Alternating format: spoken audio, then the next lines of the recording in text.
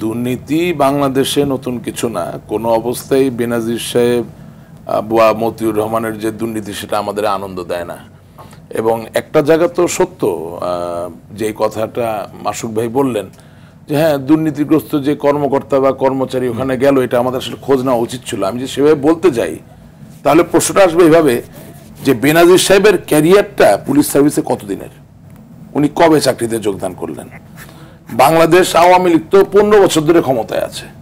বেনাজির সাহেবের তো পুলিশের চাকরির বয়স 15 বছর না, 30 বা 35 বছর। মূল দায়িত্বগুলো কিন্তু তিনি দ্যাটস দ্য পয়েন্ট।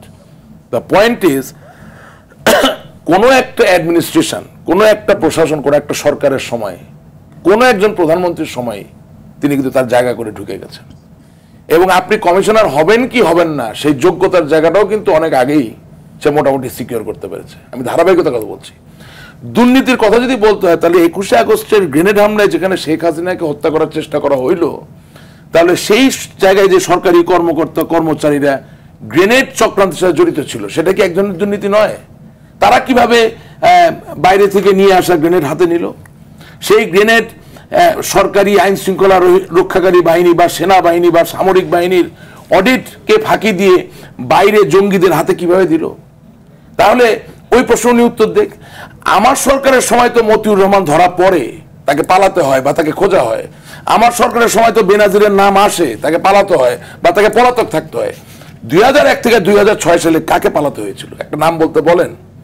আমি 21শে আগস্ট গ্রেনেড হামলার কথা বললাম যে দুর্নীতি শুধু টাকা পয়সার ব্যাপার না, দুর্নীতির টাকা, হত্যা, অপরাধ, অন্যায় অনেক কিছু সঙ্গে। কিন্তু বিএনপি তো আসলে এই ঘটনার পর আশিক ভাই বলছে যে তাদের সময় যারা প্রতিষ্ঠান প্রধান ছিলেন তাদের এত দুর্নীতি না, এটা একেবারে সঠিক না। আমি তো প্রতিষ্ঠান প্রধানের নাম তো বলে শেষ করতে পারবো না। 21শে আগস্ট গ্রেনেড হামলা কয়টা প্রতিষ্ঠান প্রধান ছিলেন? আপনি কি মনে করেন যে 10 ট্রাক অস্ত্র মামলা, 10 ট্রাক অস্ত্রের যে চালান, বগুড়ায় যে আরো 10-12 ট্রাকের অস্ত্রের চালান, এই যে 21শে আগস্টের গ্রেনেডের যে চালান, এই চালানগুলো বিভিন্ন দেশে বিভিন্ন দুষ্ট মহলকে বিক্রি করা হয় নাই? সেই দুর্নীতির টাকা কি বিভিন্ন সংস্থার প্রধানরা পায় নাই? তাহলে বলি এনএসআই, ডিজিএফআই, পুলিশ তাদের প্রধানরা তখন পান নাই? অবশ্যই পাইছেন। আজকে বিচারে সব বেরিয়ে আসছে। কই বিএনপি তো কোনো ব্যবস্থা গ্রহণ করেন নাই।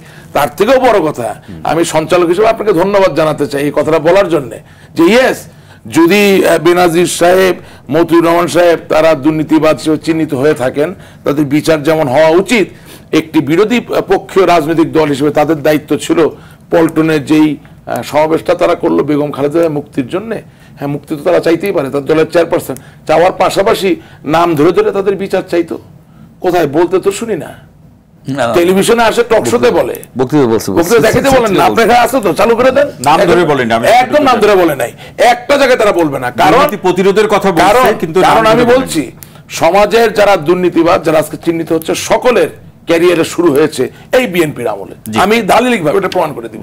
They were trained, the culture of corruption was developed and it was instilled in their brain and heart during the time of BNP and Jamaat Islami rule, which was from 2001 to 2006.